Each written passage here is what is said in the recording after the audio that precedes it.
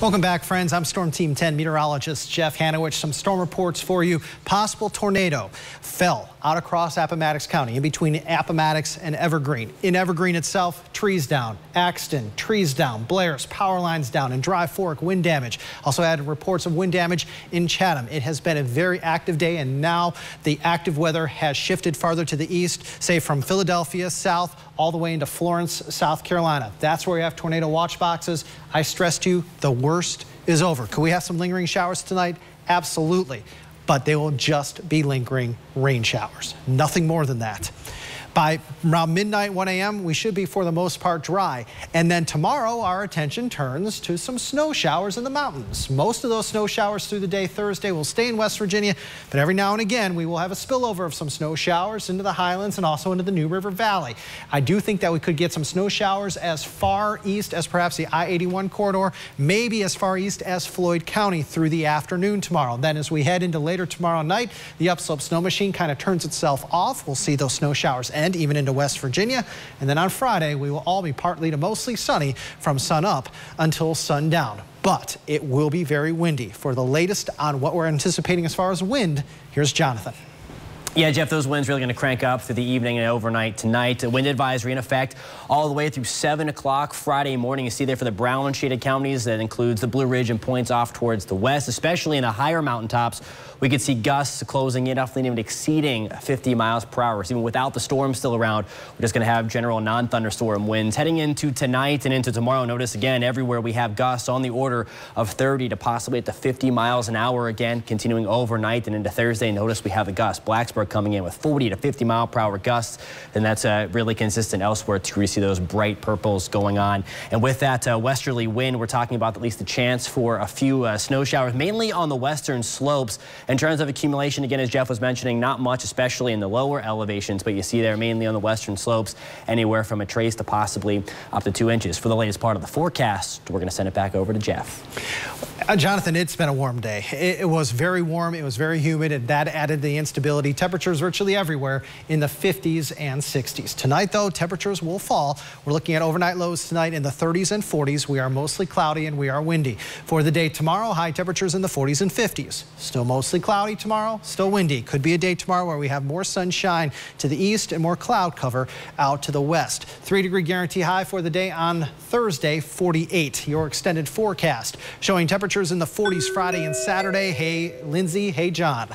Look at Sunday through Wednesday. Lower 60s. Oh, and by the way, on Sunday, we will be mostly sunny. Monday may have a few showers, but then we turn mostly sunny again Tuesday and Wednesday. So when we turn warmer Sunday through Wednesday, we're actually going to be able to enjoy it as opposed to dealing with severe weather. So we should see our fair share of sun Friday, Saturday, Sunday, and then again on Tuesday and Wednesday.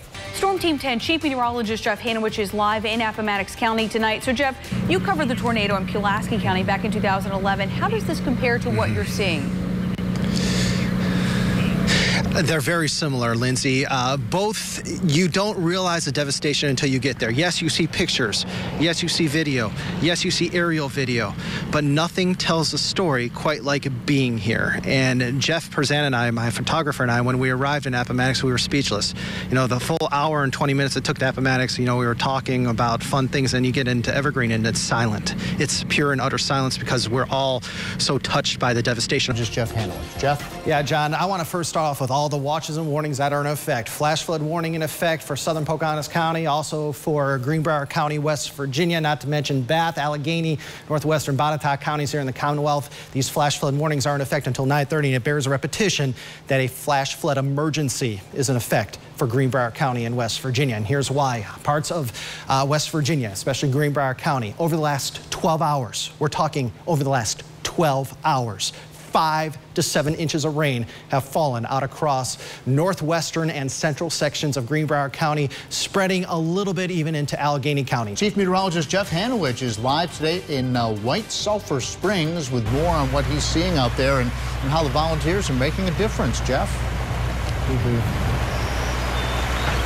Yeah, guys, it was 1 week ago today that all the flooding rains began. What a difference a week makes, as right now we are seeing sunshine. It's calm here. But here in Greenbrier County, We saw anywhere between 6 and 12 inches of rain, extremely rare amounts in less than 12 hours. This was a 1 in a 1,000-year event according to the National Weather Service. And let's not forget that an EF1 tornado hit northern parts of Greenbrier County at Summit Lake Campground with winds of 107 miles per hour just 2 days before the flooding.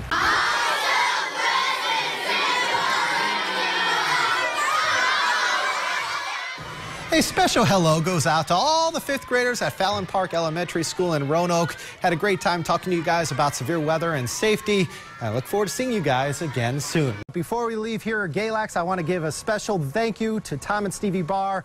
We're on location at Barr's Fiddle Shop, but before we go, we're going to give you one more taste of bluegrass music, and I'm not very musically inclined, so I've got a kazoo. So without further ado, let's hit it.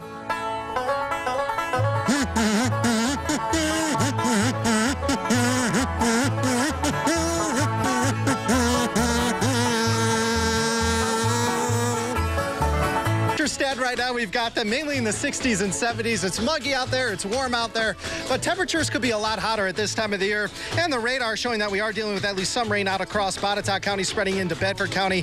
Areas impacted by a little bit of rain right now, Fincastle and also Buchanan. But as they say, when in Floyd,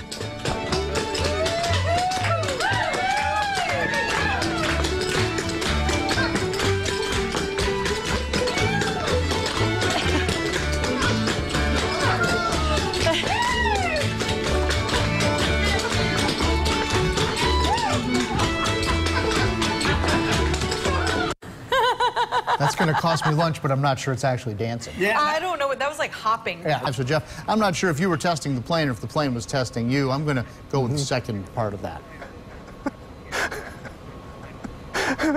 Check. And for the record, to my knowledge, I was not screaming like a girl on this. However, I will say those who know me know that if I'm silent for 30 to 45 minutes, if I'm pacing back and forth, that's a sign that I am indeed very, very nervous. But I'm happy to report all is good. And man, did I ever have the time of my life. Wow, this is awesome. We're going to be in this. I guess I'm E.L. Whitey Faitner for the day today. Got it. You do most of the flying, okay? That's it. Don't worry about it.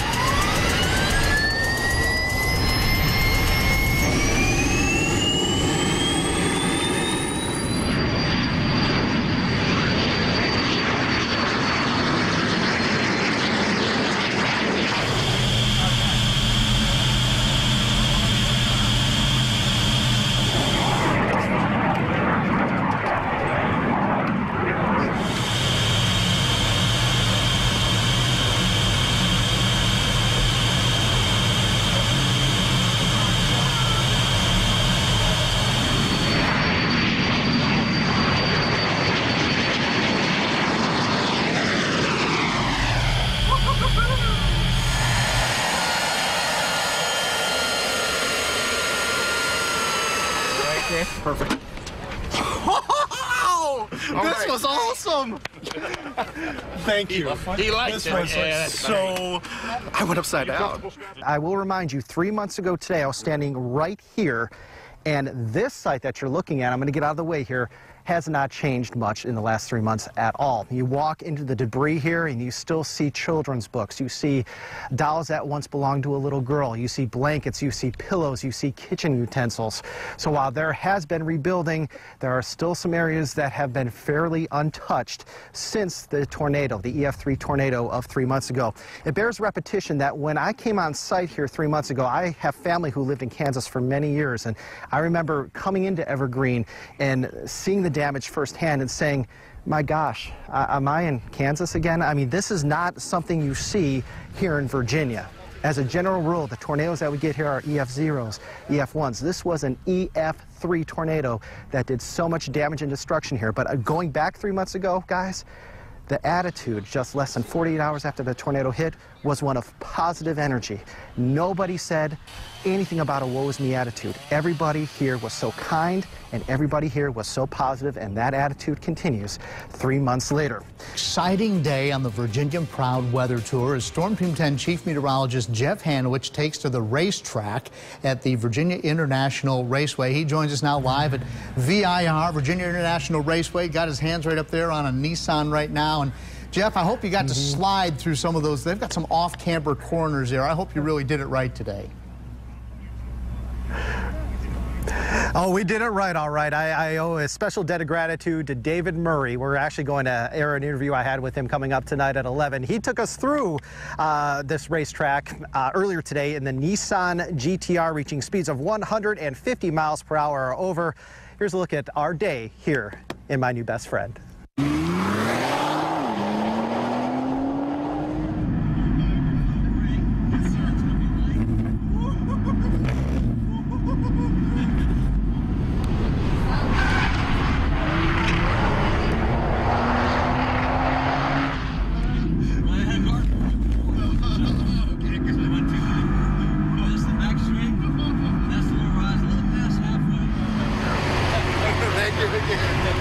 That was awesome. Thank you, sir. Unbelievable. Woohoo!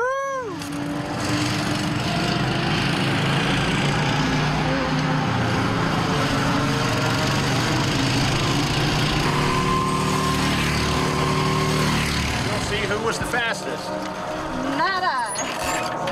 That was awesome. Well, we like to give you that way if you're going to work, you can at least be efficient. So did you miss me? I missed you. Virginia Proud Weather Tour, where are you going to be tomorrow? Well, unfortunately, Stop 20 on the Virginia Proud Weather Tour has concluded here at VIR here in Halifax County. We had such an amazing time. Tomorrow, we end this Virginia Proud Weather Tour in Henry County as we highlight the Rooster Walk Music and Arts Festival. And guess what I'm taking to Martinsville? Yeah, that's right, the Nissan GTR.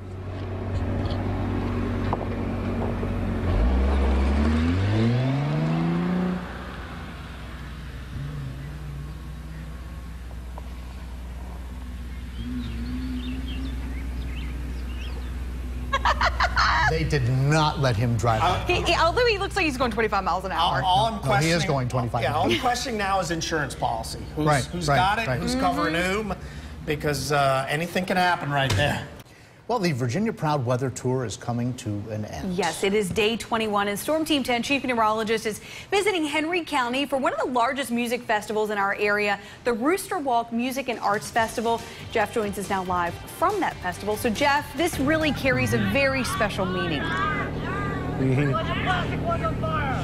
It absolutely does, and what an amazing event this is going to be. It starts tonight and lasts all the way through Sunday. Joining me now is Johnny Buck. He is co-founder of the Rooster Walk Music and Arts Festival. Johnny, take us back 8 years ago when this all started. Why did you choose a music and art show? So this event is obviously in memory of two of my close childhood friends and some of the kids I grew up with. We decided that we wanted to remember Walker Schenck and Edwin Penn with an event that they would have appreciated. They loved music, they loved outdoors, they loved Martinsville, Henry County. So we thought a music fest would be a perfect tribute. Absolutely perfect, no doubt about that. How has this grown over the last 8 years? It has grown exponentially, it really has. The first event was a few hundred people, perhaps 500. This year we're expecting a little over 5,000 over the course of the weekend. 25 counties in 21 days, more than 2,600 miles traveled. It's time for us to wrap up this Virginia Proud Weather Tour, but not before you look at all the fun we've had, guys. When do you need me to make my musical debut? When are we talking about this? Okay. Fire! That was awesome.